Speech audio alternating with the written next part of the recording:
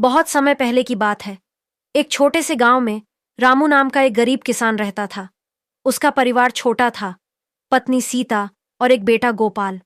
रामू बहुत मेहनती और ईमानदार था।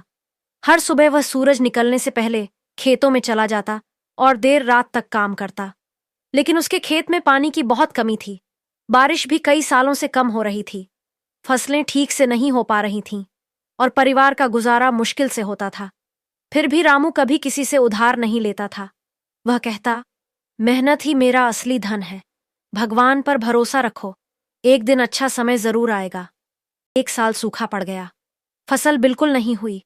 रामू को मजबूरी में साहूकार से कर्ज लेना पड़ा। साहूकार ने बहुत ऊंचा ब्याज रखा। रामू को यह बात पसंद नहीं थी, लेकिन उसके पास और कोई रास्ता भी नहीं था। हर महीने रामू थोड़ा थोड़ा पैसा लौटाने की कोशिश करता, लेकिन साहूकार खुश नहीं होता। वह अक्सर ताना मारता, तू कभी भी पूरा कर्ज नहीं चुका पाएगा, बेच दे अपना खेत। रामू गुस्सा नहीं हुआ।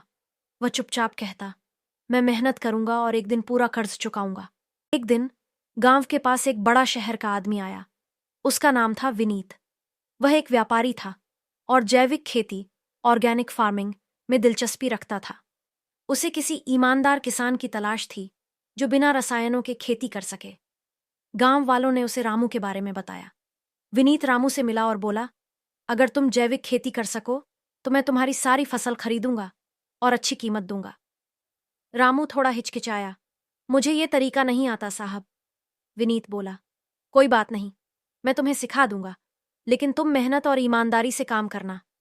रामू ने हामी भर दी। नई शुरुआत विनीत ने रामू को जैविक खाद, बीज और ट्रेनिंग दी। रामू ने पूरी लगन से सीखकर खेत तैयार किया। उसने गाय के गोबर से खाद बनाना शुरू किया।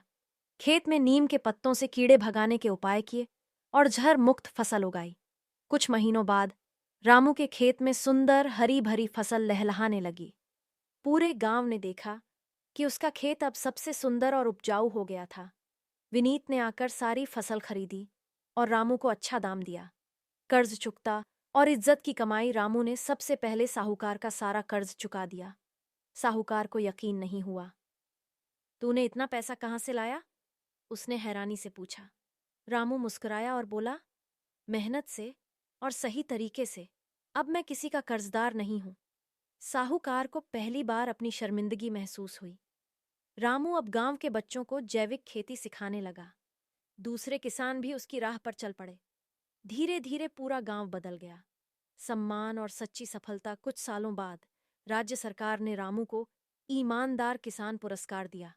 उसे मंच पर बुलाया गया, माला पहनाई गई और तालियों की गूंज में उसका नाम गूंजा। रामू ने कहा, मैं सिर्फ इतना जानता हूं कि अगर हम ईमानदारी और मेहनत से काम करें तो कोई भी मुश्किल हमेशा नहीं रहती।